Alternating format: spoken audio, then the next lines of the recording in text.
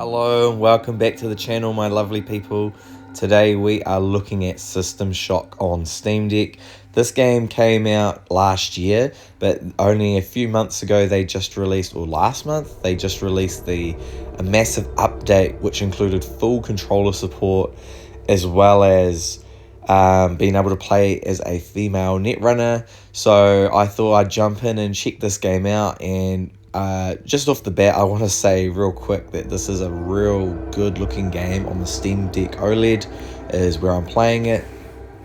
Performance wise, which is what we're going to look at first, you can really do this however you want. I've gone for 40 frames but maxed everything out. But you could also drop stuff down, of course, and get a higher frame rate. But, you know, that's personal preference. So let's jump into looking through the settings here. I changed a couple of things. For instance, I just have it so you lock to crawling. You don't have to hold the button. That's just a personal thing. Other things here, there's nothing too crazy to look at. I did try the focus camera on puzzles. It kind of just makes it a little bit simpler. But that's an option that's up to you. The controls work really well. They're not perfect, but they are definitely close enough for gamepad bindings to work as intended. As you can see, I just turn on the toggle crouch. Of course, you've got the normal keybinds, which you could technically use them on the back buttons on the Steam Deck if you wanted to get some additional quick buttons. You know what I mean? Like you could set them to the R4-5 and L4-5 if you wanted to, add them into your collection. But apart from that, everything else can be played just normally. And then we'll get to the juicy part in a second here. We've got display. Nothing really too crazy here. I did have to change the resolution to 1280 by 800. It wasn't set to that natively. It was set to like 720. So you may want to go check that. You could also do resolution scaling if you want to have everything tuned up like me, but also lower the resolution. So yeah, just see how you go. This is what I've got my settings at here. Ambient occlusion at medium, file quality at high, post-processing at ultra, texture quality ultra, shader quality high, shadow quality, yeah, pretty standard stuff here, and it gets me a reasonably locked 40 frames per second. Of course, I don't think this game is fast enough to need 60. I mean, you definitely can get it to 60, no doubt about it. I love being able to change the colors here. I think that's one of the coolest things ever. So creating a new game is quite cool. You can pick the difficulty of each kind of thing, like combat, missions, and like the puzzles, which is really cool. You have this neat little opening this opening cutscene here, which the game's on UE5. I'm assuming it's UE5 or UE4. But it runs really well on the Steam Deck. And the other thing is, this is by Night Dive Studios, so they do a ton of this stuff. They're bloody good at it, I tell you. As you see, Night Dive and Prime Matter. It's really well done, this opening cinematic. In engine though, we'll jump ahead here and get into some gameplay.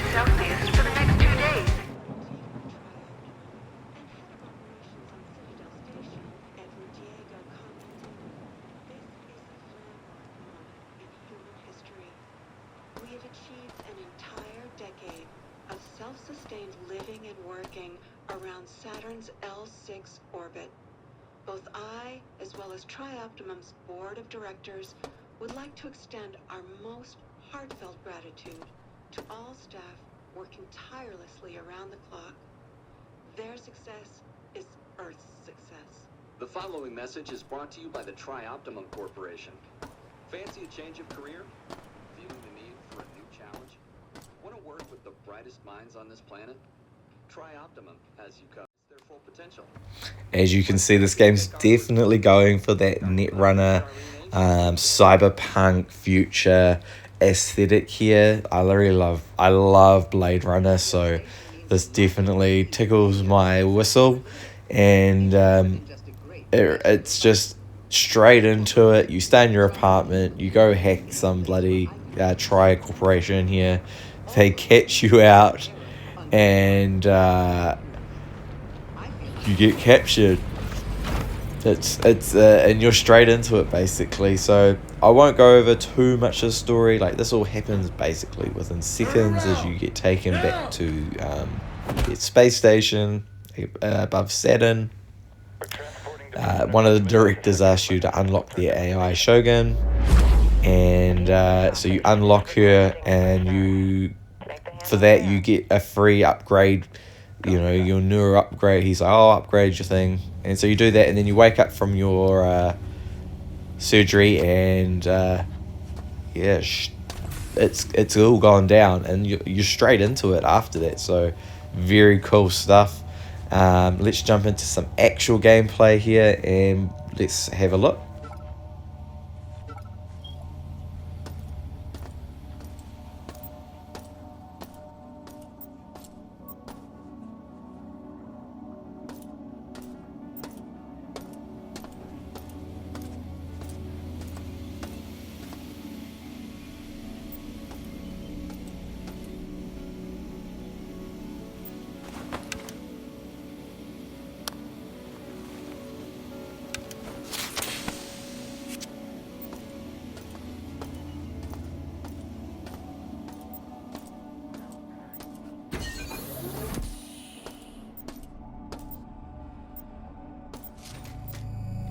As you can see here, we get our trusty wrench. No, it's not even a wrench, it's a pipe to start off. Very reminiscent of another game you may know of, but I'll leave it there. I think this game was well around before some of these other ones. So this game is a remaster / remake, and going back and looking at the original, it would be definitely way harder to play the standard version now as compared to this, which has been like tidied up and made beautiful to play. Let's jump ahead into some actual combat and see what you think.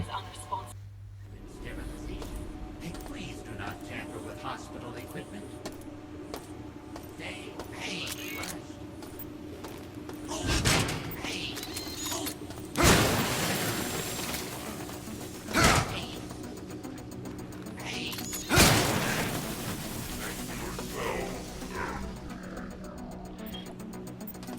This game has everything you'd want from a in-depth sim game like Prey or Deus Ex, in the way that you loot bodies. You have to look on all the benches for items and equipment. You have to find the key codes to open the door, like you have to do right away here to leave the mid station here. There's a lock on the door here. Another thing is you do have to use the map. This game is far too hard if you don't use the map. So destroying that camera there is all about Shogun there. If you take out the cameras, then you are able to she has less control over your area that you're in. You have these little stations here, recharge your energy, which you can use on abilities and weapons and stuff. I think I haven't gotten far enough to see exactly what the energy does, but it will play a part. As you can see, here's bodies everywhere, and then you find these key cards, and you can read emails, and you just hold the X button to bring them up. And I had already read this, so I just needed the key code number. And then just head back out the door. See, like, there's you do have to check everything to see what's useful to you. And the door's locked, so it's a bit of like searching for someone, like, how do I open this door? But it's there. So yeah, you sometimes got to really look around for the buttons that you need to open up the doors. As you can see here, the buttons are done in a bit of an odd way, but it's not too bad. You can definitely click through them quick enough.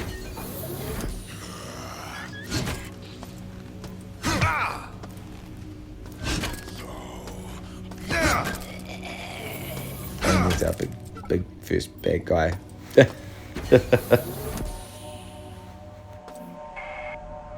Welcome back to Citadel Station. We hope your somnolent healing stage went well. Today is the 6th day of November, year 2072. You are currently in the healing suites, located on the 1st level. Level 2 contains the research laboratories. 3 houses the Department of Maintenance, and the storage cells are on level 4. The flight deck is on level 5. Level 6 serves crew facilities and executive suites. And level 7 is systems engineering.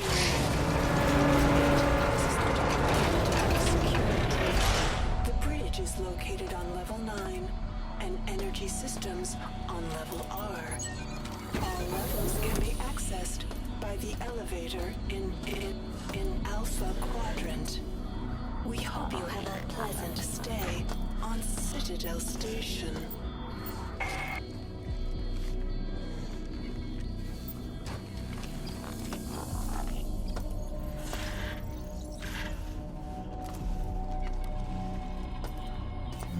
I've jumped further ahead here just to show you some later gameplay where I've got some other weapons and abilities.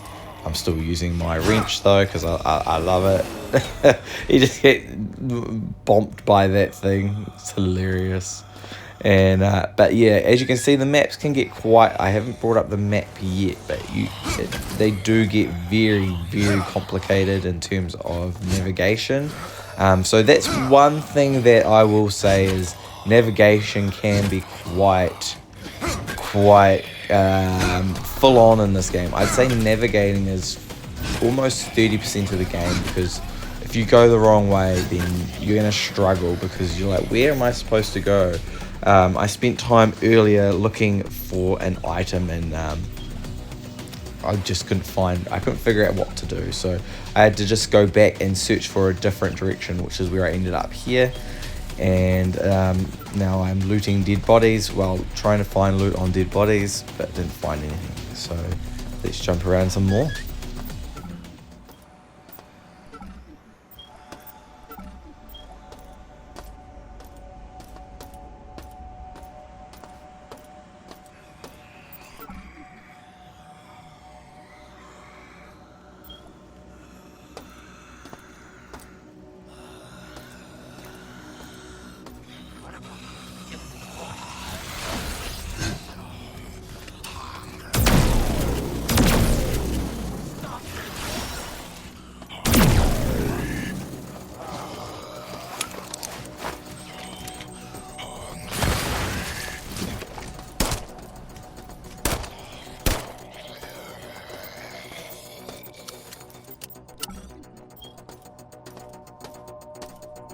The atmosphere of this game is just so good. I love the low level ceilings. I love the claustrophobia of it. It definitely is one worth checking out if you're into a semi-horror sci-fi sim game. Like, there's just so much going on here, but I've only put in, like, this is my first impression of the first 2 hours, and I really think this is a great game for the Steam Deck, and it should be on your watch list if you see it on sale, or if you want to just pick up a game that's got, you know, makes you feel a little bit smart. You know what I mean? Like, you've got to use your brains a little bit here, and it's really great. And like, there's a point here where there's a like brand new gun for me just sitting on a table, but if I didn't see it there, I wouldn't have collected it. It's crazy the fact I'm just gonna look at this table. Oh look, there's a gun. I do find like finding stuff in the world will be easy to miss for some people, including myself. There'll be times where I'll just miss upgrades or weapons like that because I didn't look. So I'm very lucky I found that. And so with that, I'm gonna have some more gameplay here, and then we'll wrap up.